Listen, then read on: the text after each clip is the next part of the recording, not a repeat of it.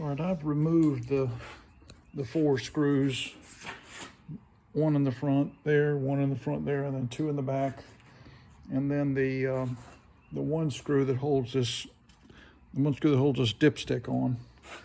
And I'm going to lift up the rewinder and show you what is under there. And this is what happens with these mowers as you run into wildlife. So we're going to do the big reveal. I have a feeling it's there because I see an acorn back here stuck under the edge of the rewind, which means mouse infestations. So let's take a look. And there you have it. There is your mouse nest. I don't know if you guys can see it all that well, but it's right there. It's always right above the muffler and just to this side of the coil.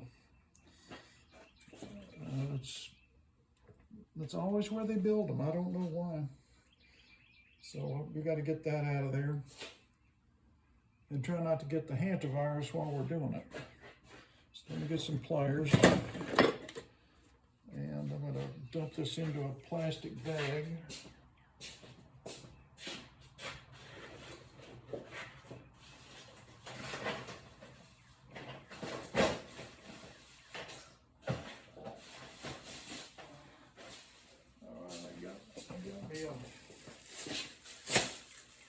Plastic grocery bag here.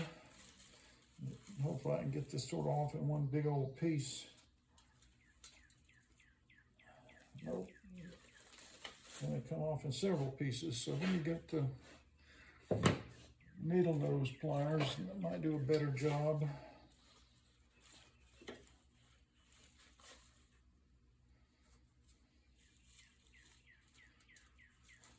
Now, this kind of stuff, these mouse nests will really play havoc on the automatic primer, self-priming Briggs & Stratton mowers, because all this debris from the mice interferes with that linkage, and it just isn't going to run right. It may never even start at all. It doesn't look like the mice have destroyed the wiring. The little kill wire seems to be okay. So we got most of that out of there.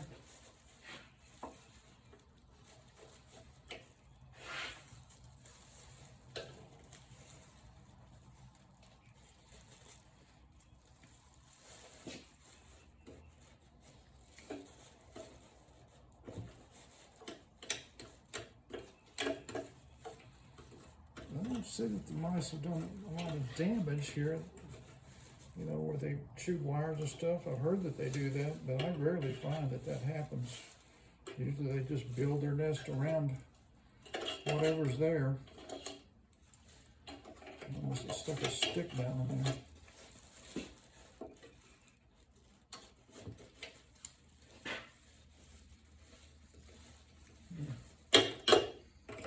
Anyway, I hope that's cleared enough out to where this mower at least run. So let me get this in the trash can. I'll be right back.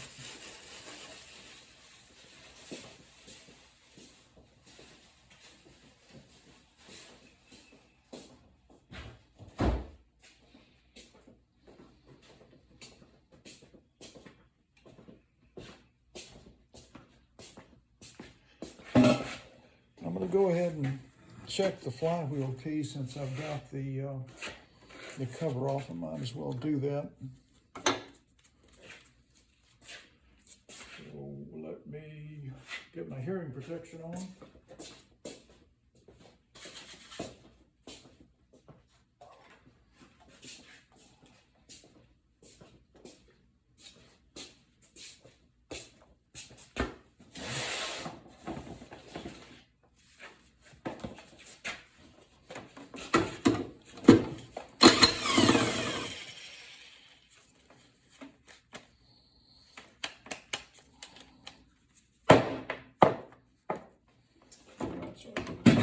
Got the nut out of the socket. Let's take a quick look under here. It's been bumped, so it's not in the ideal location.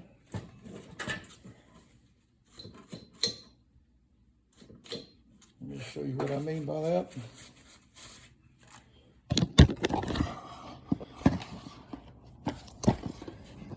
That's what we're looking at right there. See how that key should be right in line with that groove, and it is knocked off center. So this flywheel is going to have to come off. So let's do that.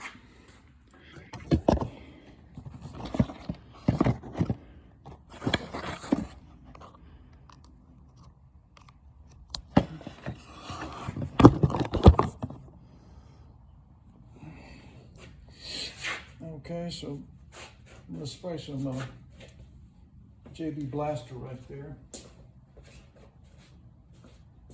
Right around the base of that. So somewhere in the last 30 years, somebody's hit something pretty hard with it and knocked this all out of whack. They haven't sheared it, but it's never going to run great like that. Okay, so we let that soak in for a second. I'm going to reattach this big nut here.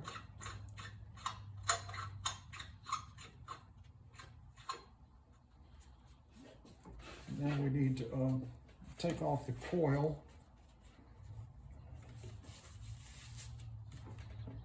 because I'm probably going to put my, well, I could come over here from this side, try and do it right there. Maybe I'll try that first, so I don't have to take off the coil.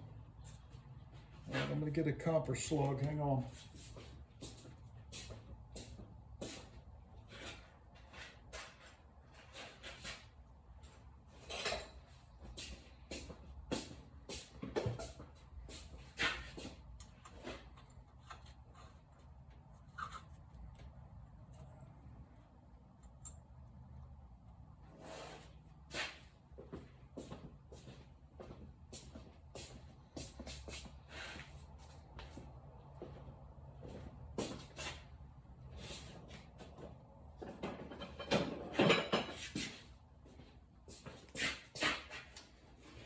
Try slipping this screwdriver in just above the muffler and see if that might work. I don't really want it to hit that muffler though. Yeah, the lever is the muffler. That's not too great. Let me see if I can come in a little higher, maybe right up in there. I'm just going to go ahead and take the coil off. I need to get leverage.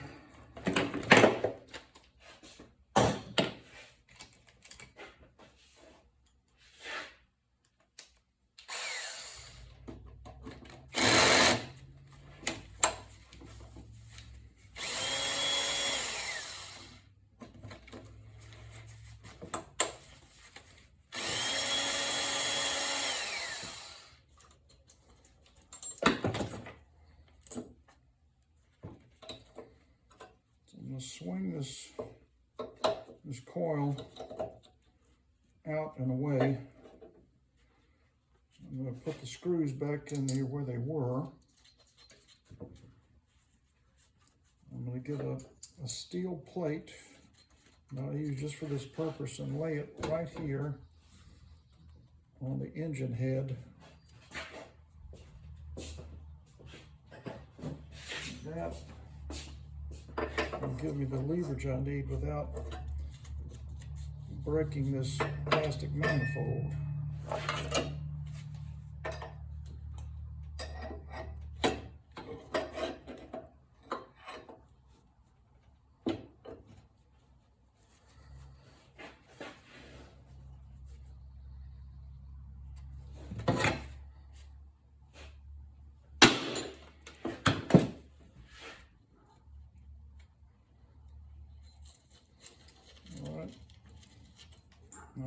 hitting it on the thick part where the magnet and then the pole opposite of that magnet. So let me swing around to this thick part.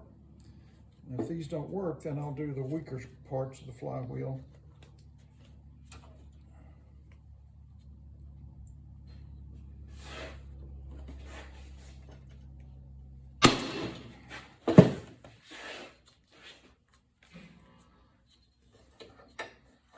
All right, now I'm going to come in on the side and hopefully this works.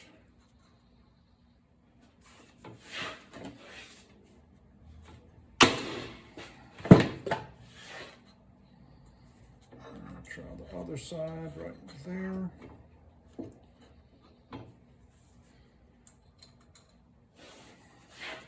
There goes my little spider, made too much noise for him. That may have done it, let's see. Yeah, that's it. Okay, so the flywheel is loose. And we're gonna lift it up.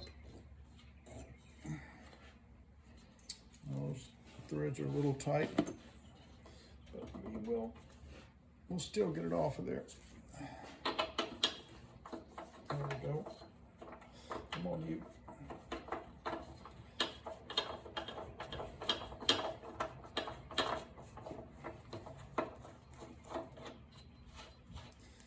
Okay. Well, let's get this flywheel off of here, and we're gonna. Where'd the key go? Okay, the key fell out. I'm going to look at it and see how bad it is. And what I'm going to do is flip it over if it's not too bad. No, this one's not too bad. Okay, so that would be, okay, I think I've got it in the right position now. Let's try it.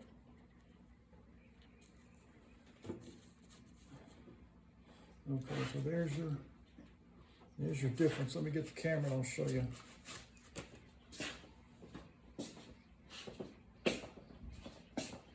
Now remember the way the flywheel key looked before, and this is the way it looks now. It is right in that groove. And I'm wiggling the flywheel, see, and it's staying in place. So I think that's gonna work. So now let's reattach. Let's reattach our flywheel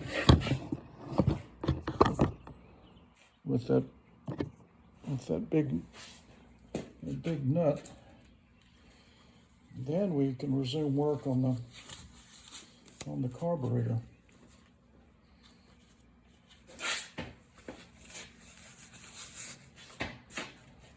I'm gonna get the junk out of here. I'm tapping it on the surface. Let me run a wire brush in here a few times just to have these contact points be a little better for the dogs on that pull cable.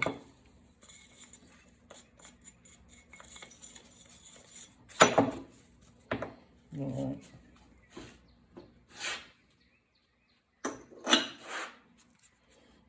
Okay, so there is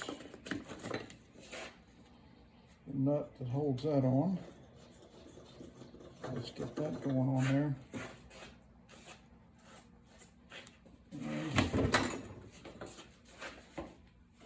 Oops, where'd my socket go? There we go.